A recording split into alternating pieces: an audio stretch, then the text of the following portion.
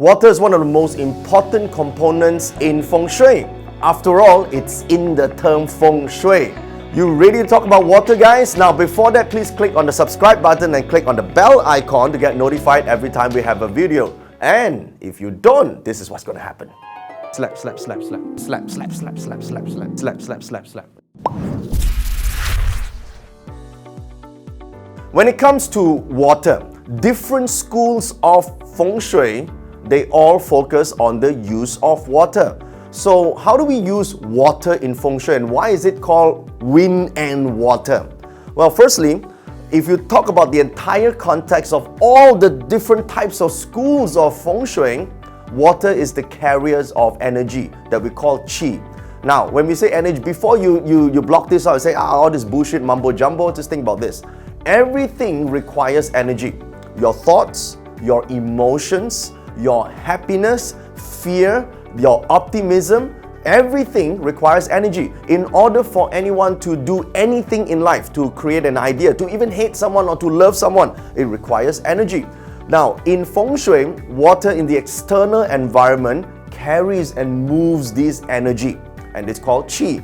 Now, of course, there are different types of vibrational energy. That's what it means. Vibrational energy, there are external, the physical, the ones that you could see, such as the actual rivers, for example, the lakes, the ponds. And then there are those that we call virtual water.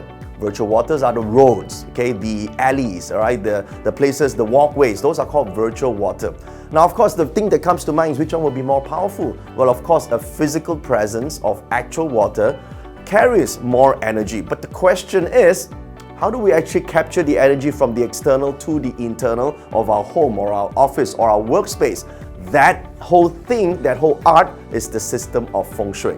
Now, there are two ways to do that. One is to use physical landforms that we call the movement or redirection of qi. The other method is called the qi distribution method. That's through formulas and calculations. Some of you might have heard of systems called Flying Star Feng Shui or Xuan Kong Da Gua Feng Shui. These are systems of calculations of qi distribution.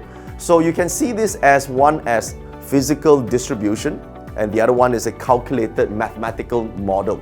Now, at the end of the day, the first and foremost thing for us to understand is, do we have the presence of water in our environment? That's the first choice. So when we look for a house, if we want a house to be able to have access to flow of energy, we want to be able to see presence of water. Now, you may say, does a swimming pool count? Of course it counts in the swimming pool, right? But the better ones are the natural types. The rivers, for example, the ponds, the lakes. Now, some of you may think, how about a waterfall? A waterfall is cool, right?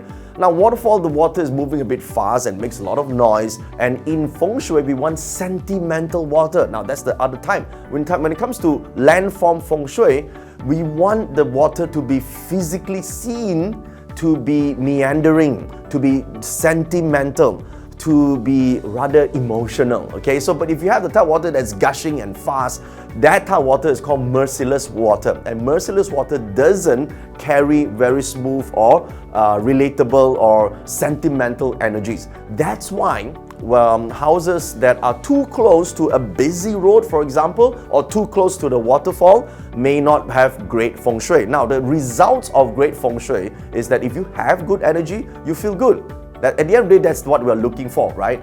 You want to be in a house that you are optimistic, you feel good, there's some sort of a vibration that allows you to think better, to perform better, makes you happier all the time, and you don't have bad mood all the time. If you go home and you look at your family members and you are in an argumentative mood, and then you are temperamental all the time, you get depressed for no reason, you look at your family members' face and you feel like slapping them, you feel like slapping yourself, if you have this type of negativity, and you can't explain why you have this sort of negativity, that's a Feng Shui problem. And it's most likely that you could have, weak access or poor access or negative access to water formations. So go and check it out. Do you have the water formations? Is it sentimental? Is it by the calculation of Feng Shui in the correct location, for example? If these are in the correct area, the result of that is that you feel at peace at home. You feel energetic. You have optimism. Now, this is very important. The world is full of pessimism here. A lot of people disbelieve that they can do things. They blame the government. They blame everything, other people in their lives. So much of blame. if a person has this type of environment, they grow up and they live in this type of environment, they cannot possibly do well in life. I know some people find it hard to sort of believe, how can Feng Shui make people wealthy? Well, one of the things is it makes you feel good. It makes you become optimistic as opposed to being pessimistic. So if you have to correct water elements, the water flow is great in your environment, you're going to feel good, you're going to perform more, and you're able to be on a creation mode. And when you are creative, when you're optimistic, when you're happy, we regard that as a person who can create wealth. Okay, that's how Feng Shui or water in Feng Shui creates wealth. Now, of course, in advanced level of Feng Shui, there's such a thing called water dragon Feng Shui, or what they call 5 ghosts carry treasure formations. All these are just arrangements of water. Yes, they are more intense. Yes, they could be a bit more powerful. Powerful means the results is stronger. But that's the thing, not everyone needs to have this type of formations to get the results they want. Some people just need a little bit more positivity in their life. And so my first recommendation is go and observe the water. Presence of natural water, sentimental flow, meaning there's no strong, straight gushing water or too much sound or like a waterfall, for example.